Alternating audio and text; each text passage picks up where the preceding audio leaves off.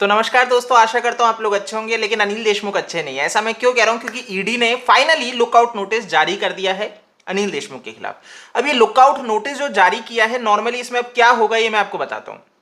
अनिल देशमुख जो कि भागे भागे फिर रहे थे, ईडी उनको समन पे समन भेज रहा था। अनिल देशमुख सुप्रीम कोर्ट जाते हैं, जहां से उनको राहत नहीं मिलती, हाई कोर्ट जाते हैं, जहां से उनको राहत नहीं मिलती।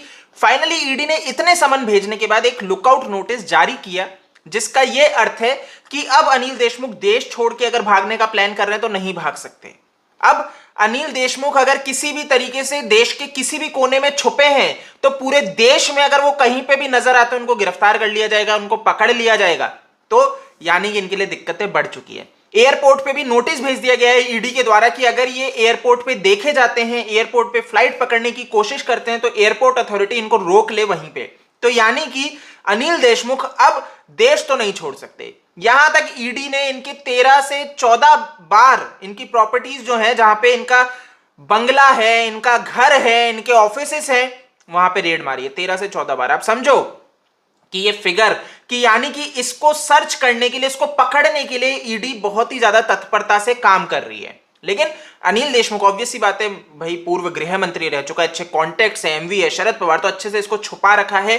अब इनके जो मोबाइल्स हैं सारे हैं, ये सारा ट्रेस किया जा रहा है। लेकिन वही बात है कि क्रिमिनल माइंड है, अच्छे अच्छे क्रिमिनल्स के साथ रहते हैं, तो इन सब चीजों से अनिल देशमुख को दूर रखा गया, इसके सोशल मीडिया अकाउंट सबसे, जिससे अनिल देशमुख तक ट्रेस नहीं किया जा सके। तो ईडी के लिए एक थोड़ी सी जटिलता है यहां पे, क्योंकि आप सोशल मीडिया अगर इससे दूर कर दोगे, मोबाइल से दूर कर दोगे, तो व्यक्ति तक पहुंचना थोड़ा मुश्किल है। बट ईडी अपना हर संभव प्रयास कर रही है। ईडी अनिल देशमुख के कॉन्टेक्ट्स को ट्रेस कर रही है। समझिए, अनिल देशमुख के आसपास के लोगों को ट्रेस किया जा रहा है कि उनके माध्यम से कहीं इन तक पहुंचा जा सके। अब ये केस तो बड़ा है, आप समझिए। अनिल देशमुख भ्रष्टाचार, जब परमवीर सिंह ने आरोप लगाया चिट्ठी लिख के, उसके बाद ये सीबीआई आ गई, ईडी आ गई, तो केस बड़ा है। अनिल देशमुख बुरे जा रहे हैं। अब ये लुकआउट नोटिस में यही है कि अब व्यक्ति सिर्फ गिरफ्तार होगा। बाकी आपको ये भी बता दूं, ईडी विदेशों में भी अब जांच कर रही है अनिल देशमुख की प्रॉपर्टीज को लेके, जो विदेशों में है। अनिल देशमुख कई विदेश भाग तो नहीं गए हैं, इसके ऊपर भी छानबीन हो रही है।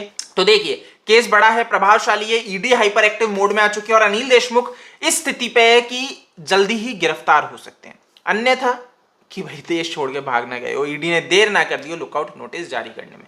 बाकी मुझे नहीं लगता कि अनिल देशमुख अभी तक देश छोड़ के भागे हैं। अगर भागे होते तो ये सारी चीजें, उनके लॉयर ये सारी चीजें करने में भाई गलतियां नहीं करते और गिरफ्तार नहीं हो जाते। चलिए दोस्तों, इस वीडियो में तो इतना ही है। बाकी ये इतिहास में पहली बार हुआ है कि एक स्टेट में, मतलब आप सोचिए ऐसे तो पूरे भारत में पहली बार हुआ है, बट आप देखिए कि एक पुलिस कमिश्नर, एक होम मिनिस्टर, दोनों के खिलाफ लुकआउट नोटिस है। एक ऐसी सरकार, मतलब आप सोचिए एमवीए जो सरकार है, जो ये मुख्यमंत्री हैं उद्धव ठाकरे, इनके लिए कितनी शर्म की बात है। अगर इनमें इतनी सी भी शर्म होती तो ये रिजाइन दे देते कि आपका गृह मंत्री, आपका पुलिस कमिश्नर दोनों भ्रष्टाचार में लिप्त है, दोनों भगोड़े हैं और दोनों के खिलाफ लुकआउट नोटिस है।